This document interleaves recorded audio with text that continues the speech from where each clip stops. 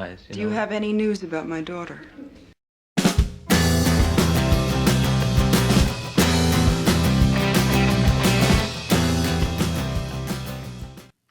Hello everybody, welcome back to my channel.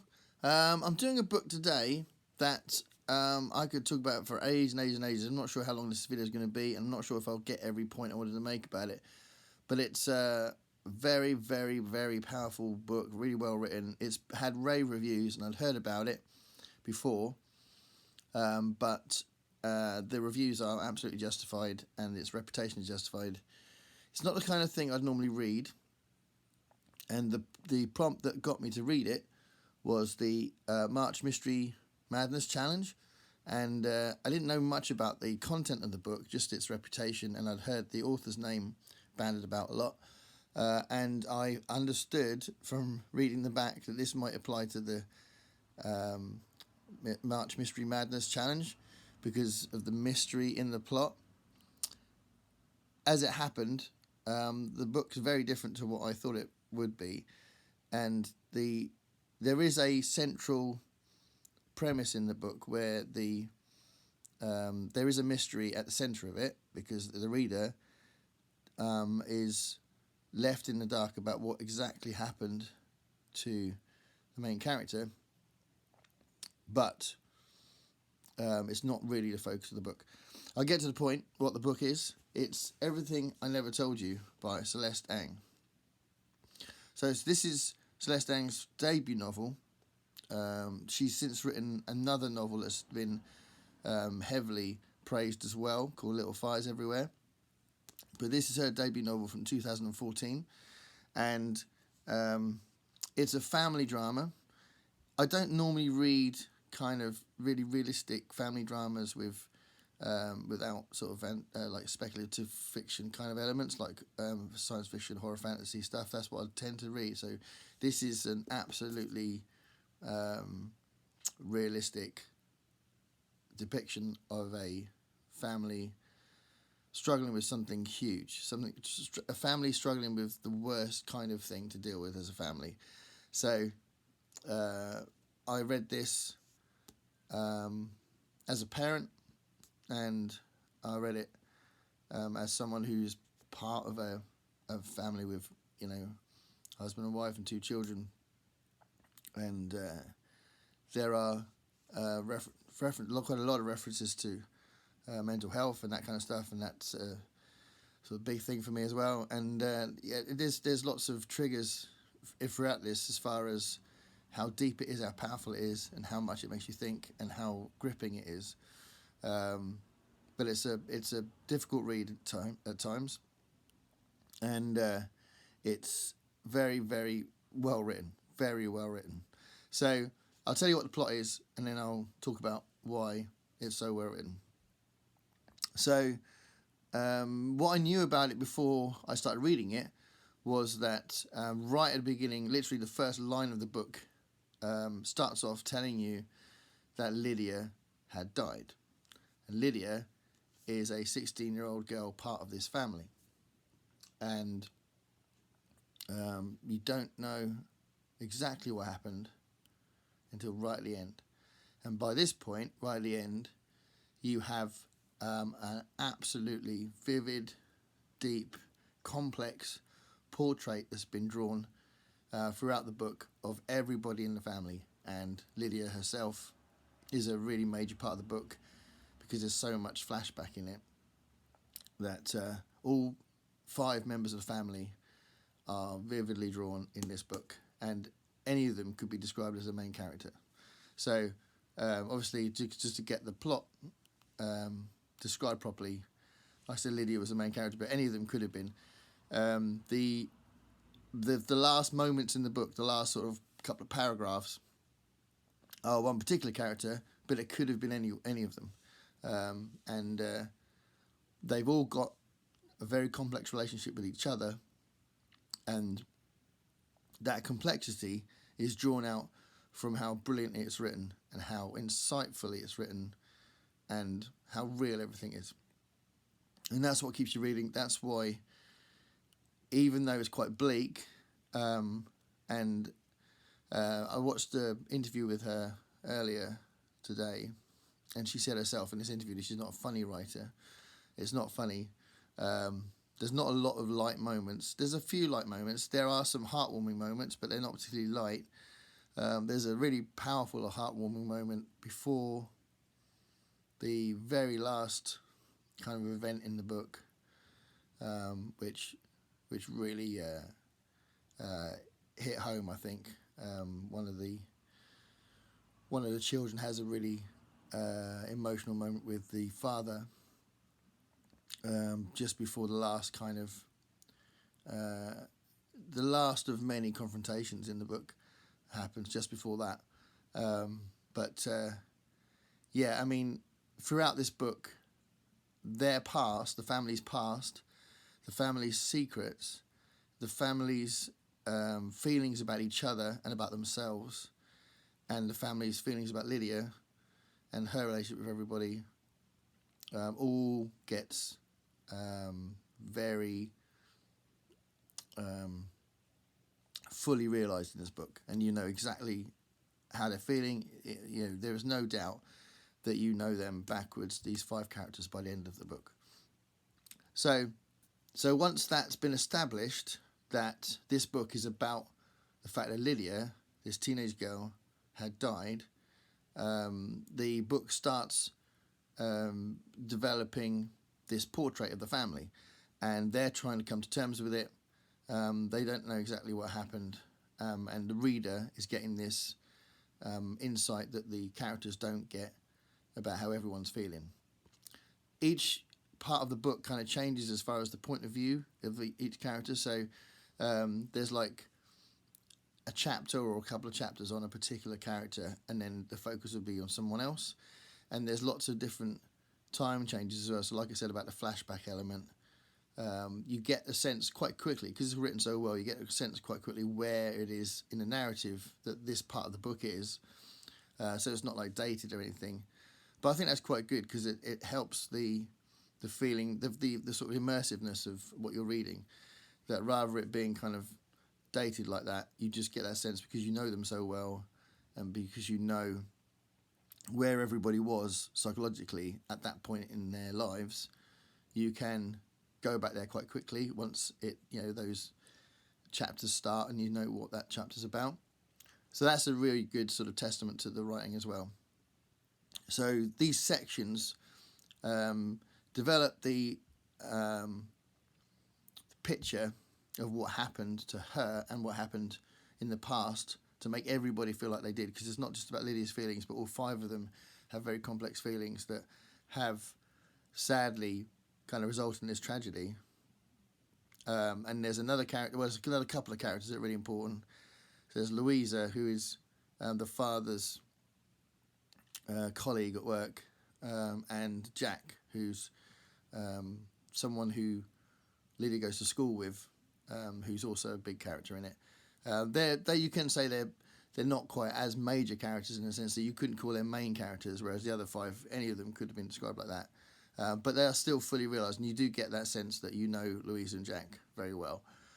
So in every part of this book, if you want to find a book with great and interesting and poignant characterisation, then this book does that. But it's not just the characterisation, because obviously that's a major part of the book, and I think it's a major part of any book.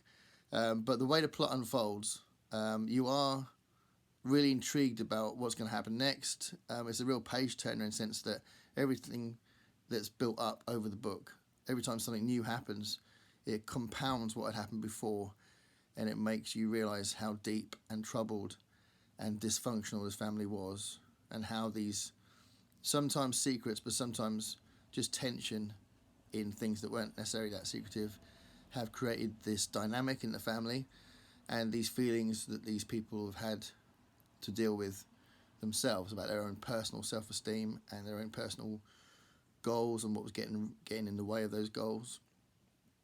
So there's a few kind of themes that get explored here, like the parents in their different ways are trying to do the best thing for mainly Lydia, and they kind of focus a lot on her, which is why her 2 siblings, Hannah and Nathan are affected like they are, because there's a definite sense that Lydia was the favourite child.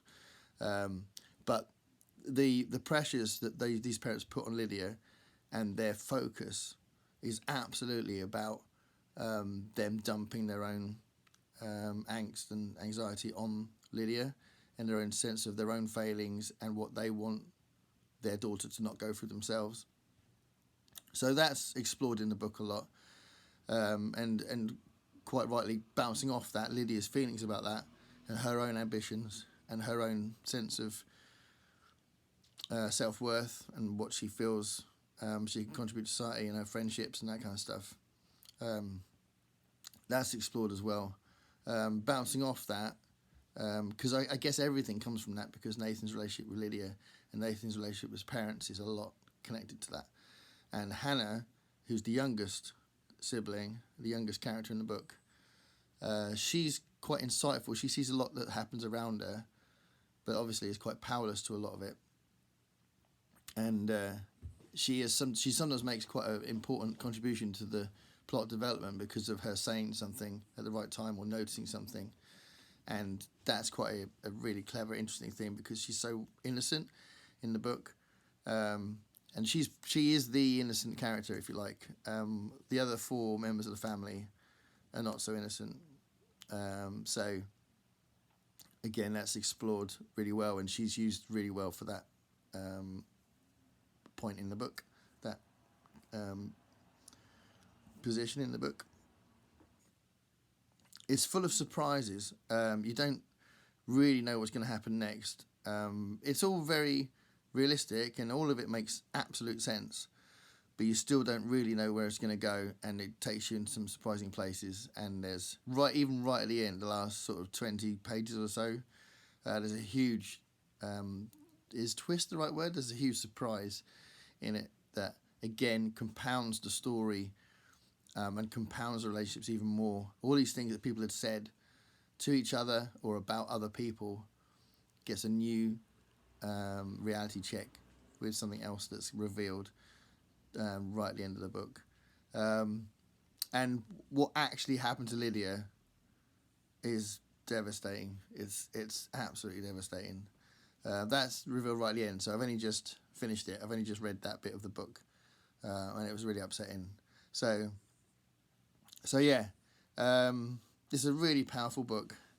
The central point of the book, the central exploration of the book, is the family dynamic, and because of that, it explores in a personal way, in an individualistic way, how individuals feel about themselves, as well as placing that in a family dynamic and a dysfunctional family dynamic.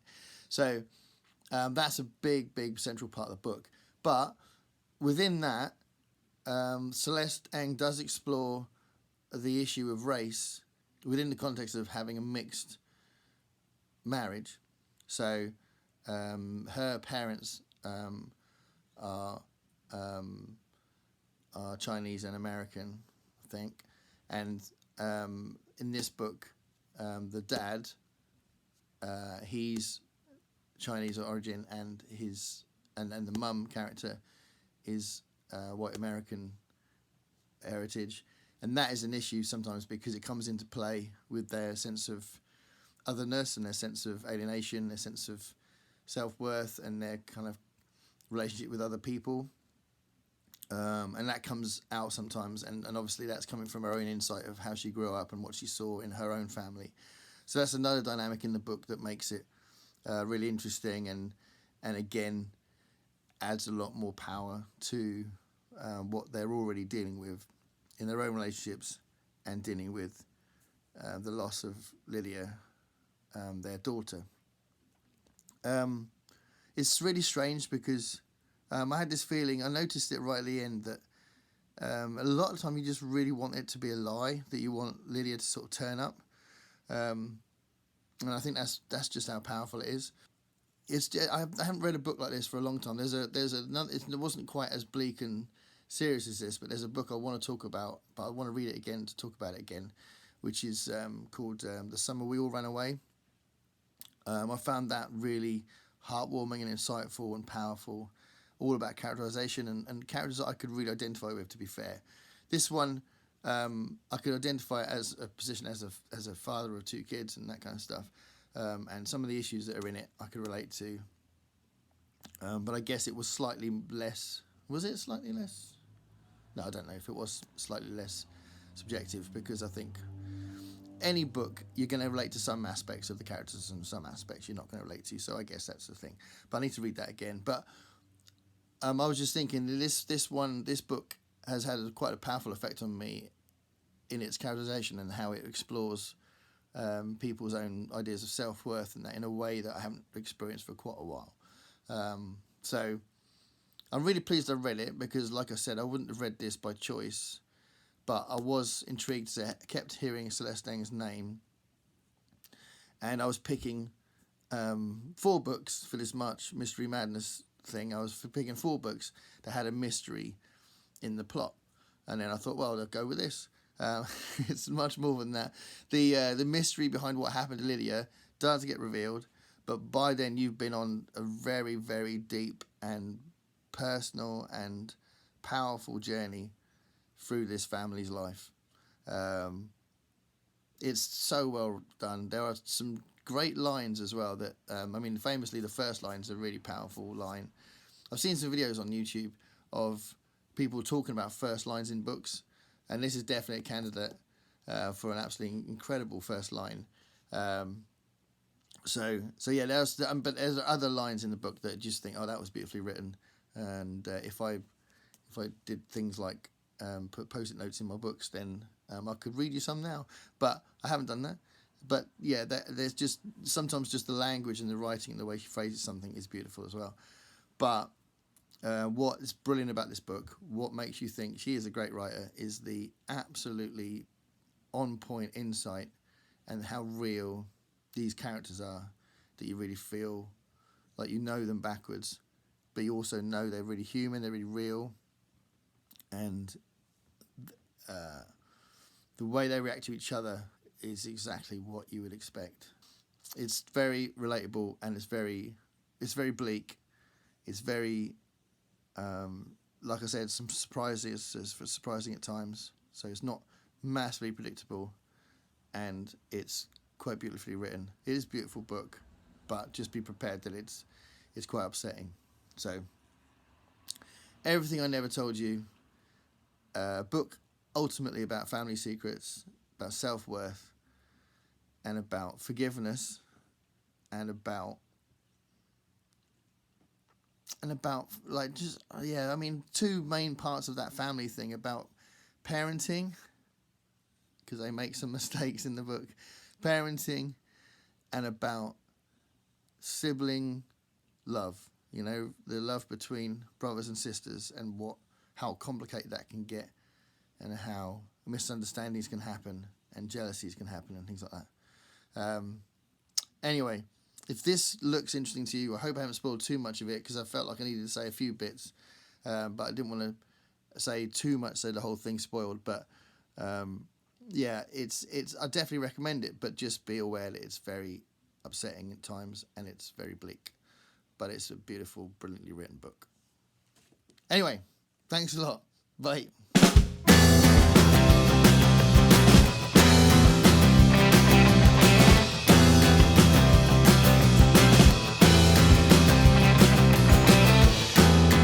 Paint me a picture